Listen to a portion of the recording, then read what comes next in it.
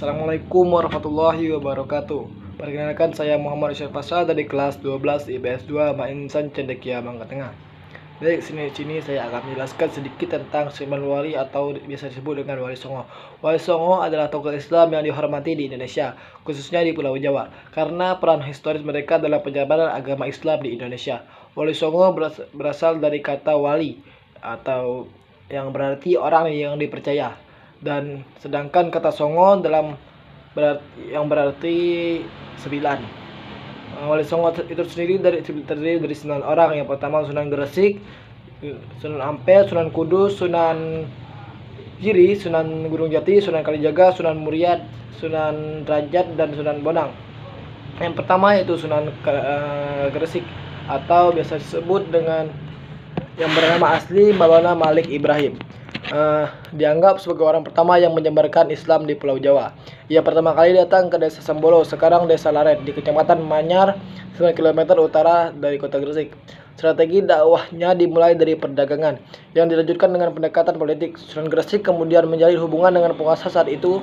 Sunan Gresik juga mendirikan pesantren dan masjid untuk menyebarkan Islam. Keberadaan Sunan Gresik ini menjadi kontroversi selama ini. Ada perbedaan antara pandangan masyarakat dan fakta sejarahnya. Yang kedua ini Sunan Ampel. Sunan Ampel ialah Raden Rahmat. Sunan Ampel lahir pada tahun 1401. Wilayah dakwahnya berada di sekitar Surabaya. Ia juga memiliki pesantren Ampel Denta yang terletak di daerah Denta, Surabaya. Strategi dakwahnya yang terkenal adalah dengan mendidik para dai atau juru dakwah. Kemudian ia menikahkan banyak juru dakwah dengan putra-putri penguasa bawahan Majapahit. Yang ketiga yakni Sunan Kudus. Sunan Kudus bernama asli Ja'far Shadiq. Ia lahir pada tahun 1400. Wilayah dakwahnya adalah di Kudus, Jawa Tengah. Sunan Kudus terkenal tegas dalam menegaskan ajaran syariat Islam. Di masanya ia dikenal sebagai eksekutor Ki Ageng Penging dan Syekh Siti Jenar. Strategi dakwah yang digunakan Sunan Kudus untuk menyebarkan agama Islam adalah dengan mendekati masyarakat melalui kebutuhan mereka. Ia mengajarkan alat-alat pertukangan, kerajinan emas, membuat keris pusaka, dan lain sebagainya. Yang keempat yakni Sunan Giri. Sunan Giri yang bernama asli Muhammad Ainul Yakin. Ia lahir pada tahun 1442. Orang tuanya adalah Syekh Maulana Ishak bersama Dewi Sekar Daduh, putri Menak Sembuyu yang merupakan seorang penguasa wilayah Balambangan di ujung kerajaan Majapahit. Sunan Giri dikenal sebagai raja sekaligus guru suci. Ia berperan penting dalam pengembangan dakwah di Nusantara. Strategi dakwahnya yang terkenal adalah dengan memanfaatkan kekuasaan perniagaan dan pendidikan. Dengan cara tersebut, pengaruh Sunan Giri mencapai wilayah Banjar, Martapura, Pasir, Kutai, hingga Nusa Tenggara dan Maluku. Yang kelima, Sunan Gunung Jati. Sunan Gunung Jati mempunyai sebuah nama asli yaitu Hasyarif Hidayatullah.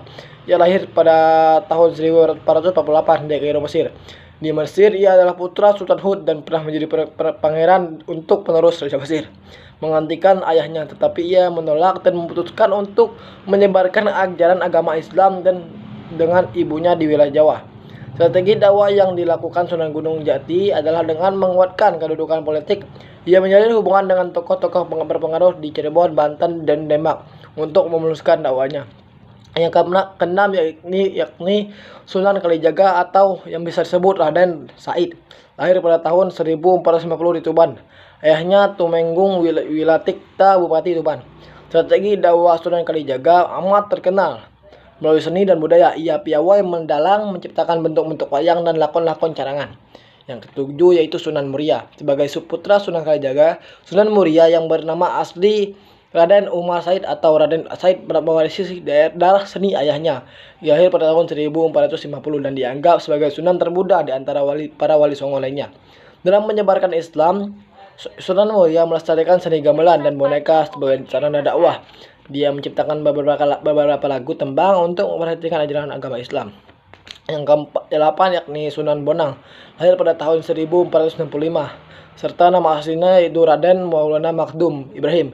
Ia adalah putra dari Sunan Ampel dengan Nyai Ageng Manila. Julukan Sunan Bonang berasal dari salah satu nama desa di Kabupaten Rembang, yaitu Desa Bonang. Sunan Bonang dikenal amat pandai dengan ilmu fikih, usuluddin, tasawuf, seni, sastra, arsitektur, dan lain sebagainya. Wilayah dakwahnya adalah daerah Kediri. Di sana ia mengajarkan Islam melalui wayang, tembang, sastra sofistik. Karya sastra terkenal dengan yang digubah Sunan Bonang adalah Suluk Ujil. Yang terakhir yaitu Sunan Derajat. Sunan Derajat memiliki nama asli Raden Qasim atau Syarifuddin. Ia lahir pada tahun 1470 dan merupakan putra bungsu dari Sunan Ampel dan Nyai Ageng Manila. Wilayah dakwahnya berada di Paciran, Lamongan. Strategi dakwahnya terkenal dengan pendidikan akhlak kepada masyarakat. Di Paciran, Sunan Derajat mendidik masyarakat untuk memperhatikan kaum fakir miskin. Ia menjunjung tinggi kesejahteraan umat. Selain itu, Sunan Derajat juga dikenal sebagai pengajaran teknik membuat rumah dan tandu. Baik, hanya itu yang bisa saya sampaikan. Lebih kurangnya saya mohon maaf kepada Allah, saya mohon ampun. Sekian, wassalamualaikum warahmatullahi wabarakatuh.